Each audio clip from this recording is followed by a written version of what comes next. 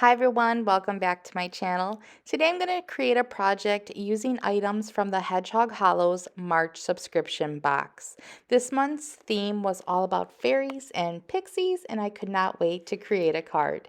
I'm starting with the largest stamp set, and this one is a brush of wings, and it includes a whole bunch of different sentiments and fairy images. I selected this really cool wing stamp set, and I'm just using my MISTI to kind of decide on placement. I wanted to put a sentiment on the bottom in between the wings, so I'm using my magnet as a guide to help keep the wings centered while I'm stamping. I'm using Color Hive Eclipse black ink. This ink is great for embossing or if you're using alcohol markers, because once it dries, it won't smear when you're coloring. It's super dark. So I'm just going to stamp it, give it some pressure, and I actually had to stamp it one more time.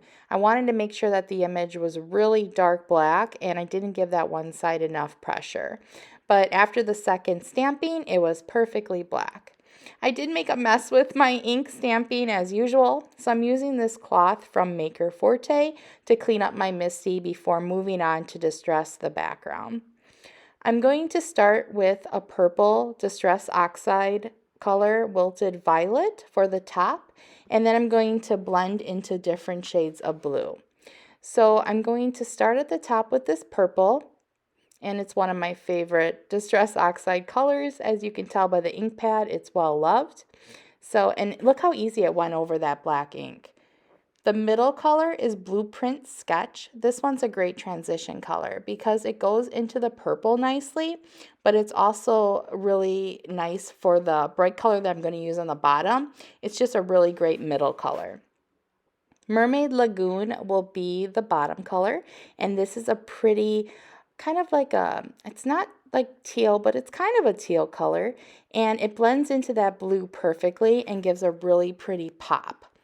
Around the edges, I'm using black soot, and I do this often when I'm using different types of bright colors too, because I feel like it gives a glowing effect when you just go around the edges, but then you have those pops of distress ink in your background. I went around each edge and then went back with some more color just to make sure that there wasn't too much black, blending into my color. For sparkle, I'm using this really pretty purple glitter.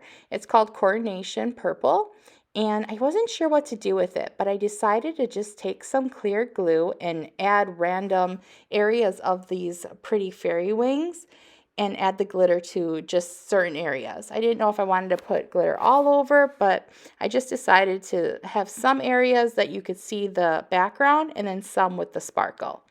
So here's the time when I'm going to pour it on top. You just never know what's going to happen. But I hope the camera picks up this sparkle because this purple glitter is so pretty.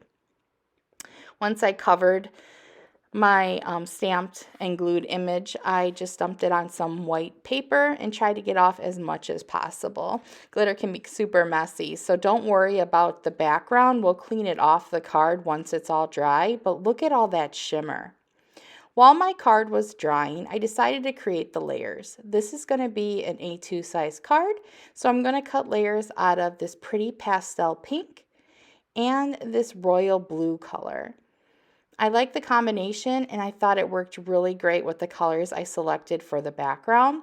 The paper is from Maker Forte, and I'll have it linked in the description box below. Once the card is dry, I'm using this dust cloth, and I'm just going to pick up all that loose glitter. You see how easy that is? It comes right up, and then as long as your glue is dry, you won't mess up your glittered area.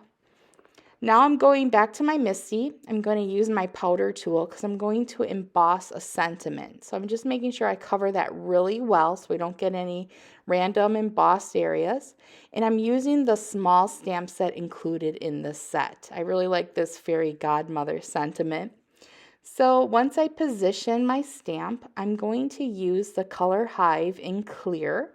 And this is great for embossing. I found that I only need to stamp my sentiment once and it doesn't blend the letters together. So you get a really clean stamped sentiment with just the ink stamping one time.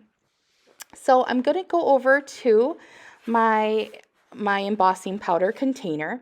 I find it really easy to keep my white and clear in these Tupperware bins. I know a lot of crafters do. I used to have a smaller Tupperware but moved on to this big one. It not only helps keep my area cleaner, but it also holds more, so I do tend to use it often just because I don't have to, bring out the paper and put it back into a little bottle. I find it really easy. Now I'm going to use my heat gun and just heat set this embossing sentiment, and then I'm also going over kind of the background and those fairy wings again, just to make sure everything was nice and dry.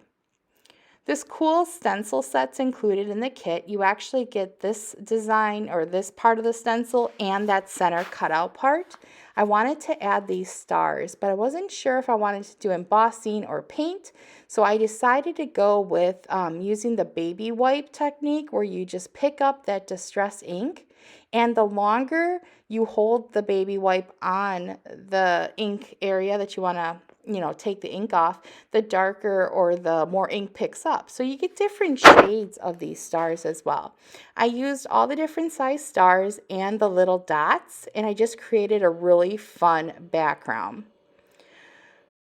For my layers, I'm using this Tombow glue runner or tape runner. And I like to start by attaching the background layers first and building my way up.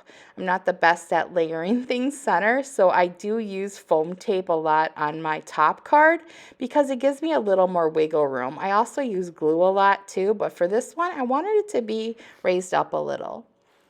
For a little more sparkle, I'm using these crown jewels in Coronation Purple. They're just so pretty. I wanted them on each one of the stars, and then I'm just going to put them in random locations on the card.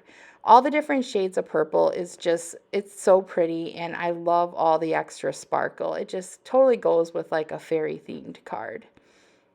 The tool I'm using is from Maker Forte. And this tool is really cool because one end has the poker tool that you can use for dies or picking up your score tape, and the other end has that tool that you use for picking up sequins or your little rhinestones. The card base I'm using is just a 100-pound cardstock, and I'm using the Maker Forte bone folder. The one edge is flat, which makes scoring super easy. I'm just going to attach my card to complete it. And this is my finished design. I really love the way this turned out. I hope you guys enjoyed the project, and be sure to check out the Hedgehog Hollow subscription box. All the details are linked below. Bye!